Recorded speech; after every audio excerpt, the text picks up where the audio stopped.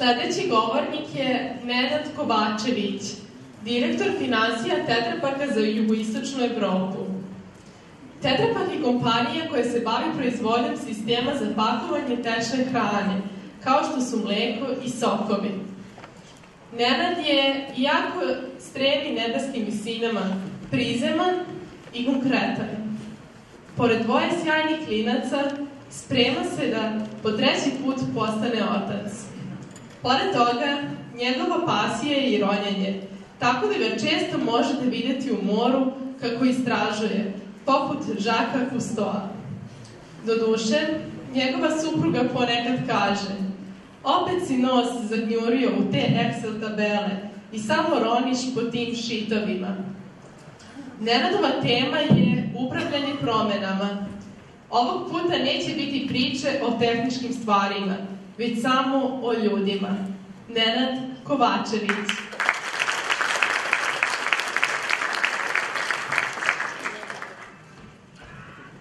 Hvala Milice za predivnu najavu.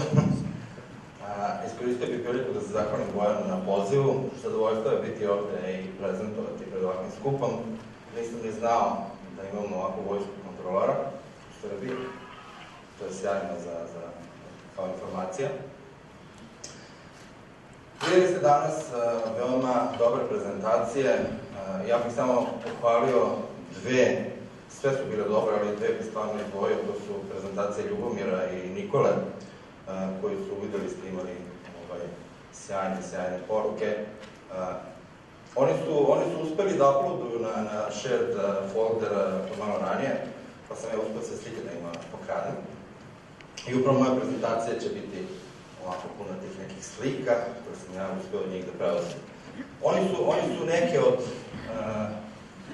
ja da kažem, pojmova, odnosno tema već pomenuli i prošli kroz neke promene i tako dalje, međunarodnih standarda, segmentno izveštavanje, istoriju tog standarda, kako se menjao. Nikola takođe je pričao o tome i upravo na to ću se ja koncentrisati.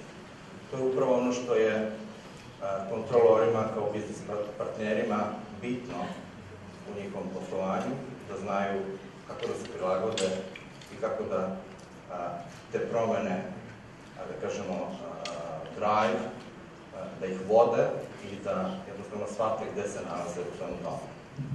Najprej bih rekao nešto o sebi. Počeo sam 2001. godine u Deloitu, najprej kao revizor, 2 godine sam radio u reviziji, zato sam bio u Enterprise Risk Services, neki kolege su i ovde, iz Deloita, koje znam još i tada. Sjajna kompanija, naravno, sve Big Four su sjajna kompanija za početak karijere. Nakon 7 godina Deloita dobio sam ponudu iz Coca-Cola Hellenic, Srbija, gde sam počeo kao, u principu sam tako i završio kao finance controlling manager. Bio sam 2 godine tamo i puno sam naučio. Stvarno, Coca-Cola je Coca-Cola Hellenic, da se ispravim, pošto je Coca-Cola kompanija, jedna druga kompanija. Coca-Cola Hellenic se bavi punjenjem sokova. Puno sam stvarno naučio i u kontrolingu i u upravljanju ljudima, jednostavno iz konsultinga kad pređete na kompaniju koja se bavi biznisom, industrijom, proizvodnjom, sasvim je druga priča. Imao sam tim od 25 ljudi i to je zahtevalo neke druge veštine, neke druge znanja, zahtevalo je da se promenim i tada. 2010. godine sam prešao u Tetra Pak, najprej kao finance manager za Srbiju, ubrzo zatim sam unapređen u finance menadžera za Balkan, onda sam otišao u Nemačku kao kontrolor, radio nekih 13-14 meseci za Mid-Europe i nakon toga se vraćam u Srbiju 2013. godine kada dobijam poziciju finansijskog direktora za jugoistočnu Evropu, South Eastern Europe, koja je obuhvata nekih 14 marketa, 13 država, bivša SFRJ, Grčka, Rumunija, Kipar, Bugarska, Moldavija, Izrael i tako dalje. I u principu to je takođe zahtevalo neka nova iskustva, neka nova znanja i upravo ako pogledamo dalje šta i u kakvom okruženju živimo i kako se naše kompanije menjaju. Vidimo da je to okruženje vrlo promenljivo, menja se makroekonomsko okruženje, regulativa, menjaju se standardi, menja se sama organizacija, menjaju se procesi, menjaju se jednostavno sistemi kontrola, menjaju se pozicije, menjaju se role, menja se mnogo toga, finansija se menja, dolazi do kreiranja servisnih hubova, outsourcinga, sve ono što, pretpostavljam, i u vašim kompanijama se dešava. Jedini put koji vidimo pred sobom, to je put promena, da se mi menjamo, da se menja naša kompanija, da se menja sve oko nas. I ono što je bitno za našu karijeru, to je da i mi se sami menjamo, da na svakoj od ovih stepenica razumemo šta je potrebno i šta je zahtev od kontrolinga kao biznis partnera, da znamo koje to znanja, šta treba da usvojimo kao nešto novo. Svaka ta stepenica podrazumeva nešto novo, podrazumeva da se drugačije ophodimo, svaka pozicija, svaki stepenik iznad zahteva drugačije veštine komunikacije. I upravo je to ono što ću ja danas da vam kažem i poručim, to je da jednostavno moramo u svakoj toj stepenici dodatno učiti neke nove veštine i to nikad ne prestaje. Jednostavno, ako želimo da idemo dalje, da ne stagniramo, da ne ostanemo na toj poziciji ili čak da izgubimo, moramo dalje da se unapređujemo, da učimo i jednostavno ta podrška drugima je takođe nešto što moramo da naučimo. To je upravo suština biznis partnera, da bude nam podrška komercijali, biznisu, da dalje raste, da im pružamo savete, informacije, na osnovu kojih će oni doneti valjane odluke. Upravo je to ono što unapređuje organizaciju, time što unapređujemo druge ljude, što im pomažemo da i oni napreduju. I upravo je to ono kako mi dodajemo vrednost kompaniji. Ono što je bitno da svi shvatimo, to je da mi time dodajemo vrednost i sebi. Postajemo relevantni u toj organizaciji, jednostavno naše mišljenje se ceni. I to je put za dalje napredak. To je put za nove promene, za nova znanja. Moramo, odnosno potrebno da znamo da slušamo. Neki ljudi obično slušaju samo da bi dali komentar. Moja supruga meni to obično kaže da mi nije nešto rekao da bi ja sad njoj dao savjet ili komentar, nego čisto da je saslušam. Ona je tu danas ovde, podržava. Naučit ću jednom dan, nema veze. Bajba, trudim se. Bitno je da shvatimo gde se nalazimo u ovim promenama i mi i drugi. Bitno je da shvatimo da kada se desi promena, mi se nalazimo u trenutku kada smo u šoku, kada negiramo neke stvari, još ne shvatamo šta se desilo. U principu smo ljuti na to šta se dešava, ljuti smo na druge, na menadžment, što su neke odluke donali koji utiču na nas tako snažno. I upravo ta neka racionalizacija koja proističe iz toga i što pre, da kažemo, na toj krivoj dođemo u fazu 3, kada racionalizujemo stvari, kada postavimo stvari, jednostavno da ih razumemo zašto se nešto dešava, dovodi do toga da stanje se vraća na neki normalan nivo, jednostavno preuzimamo ono što je naša uloga, to je da radimo svoj posao i da unapređujemo dalje organizaciju i druge. Ono što je možda takođe bitno, to je da shvatimo i gde su drugi u organizaciji. Obično je top management, senior management na nekom naprednom nivou, daleko od zaposlenih. I upravo je to bitno da znamo da oni kada donesu odluku, oni obično su već to završili, onda na nama da to implementiramo i tako dalje. I upravo ta neka razlika u tom nekom neslaganju gde se ko nalazi problem. I upravo je to cilj kontrolora kao biznis partnera, da vodi ljude kroz ove promene, da jednostavno shvate gde se nalaze i kako bi ih što pre preveli iz ovih faza 1 i 2 u fazu broj 3 i što pre u fazu broj 4. To je ono što je veoma bitno. Ono što bih takođe rekao, to je da mi moramo da razumemo te promene, neke su brze, neke su spore, neke su veoma snažne, neke manje snažne, neke su poput, svi ste čuli za butterfly efekt, neke su inicijalno male, koji izazovu veliki efekt, neke su poput crnog labuda.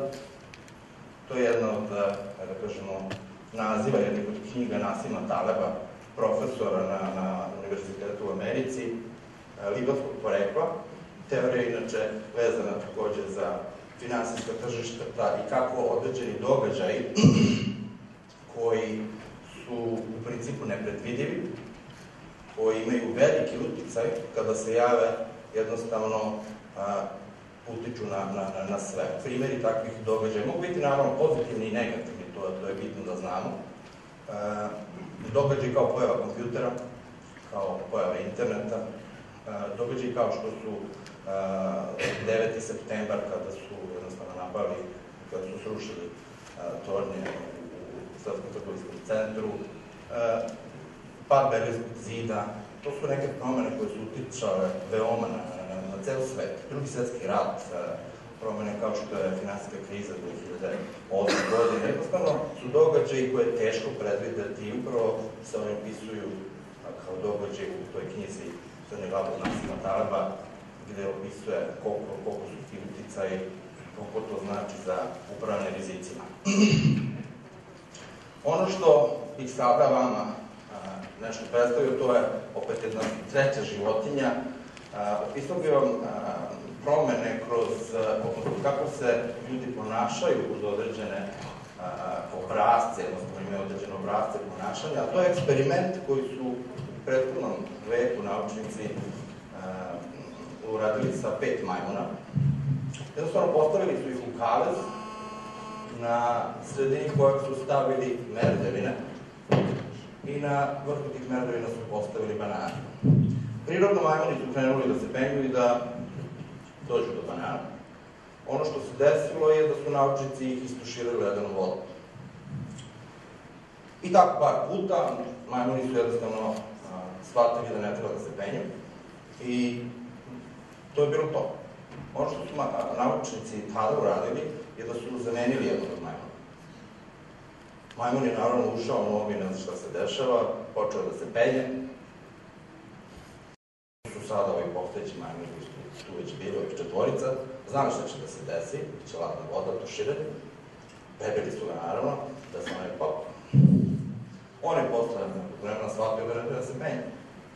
Zatim su zamenili drugog, trećeg, četvrtog, na kraju petog majmuna.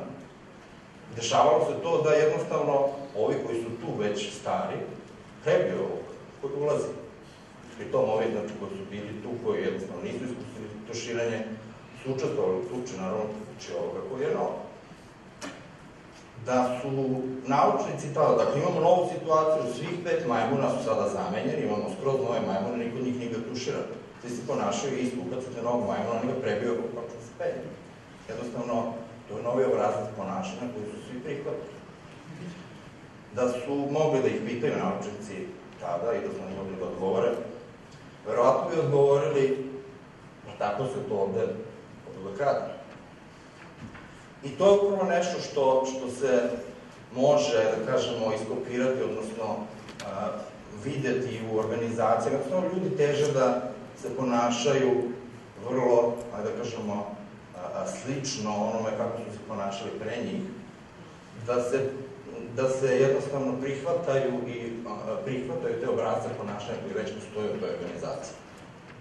Upravo je to jednostavno u psihologiji ljudi da se kreću u okviru svoje sitne zone i ono što ja mogu da vam poručim to je da je magija upravo iznad te zone i da je to put u napredak.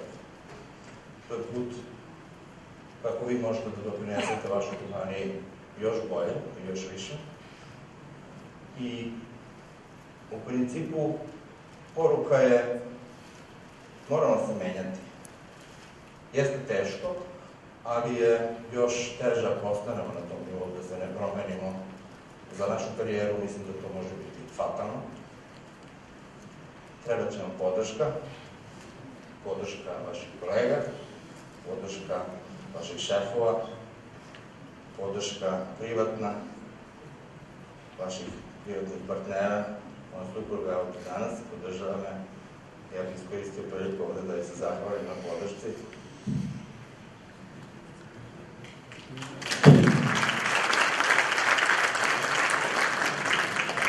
To je u principu moja poruka danas.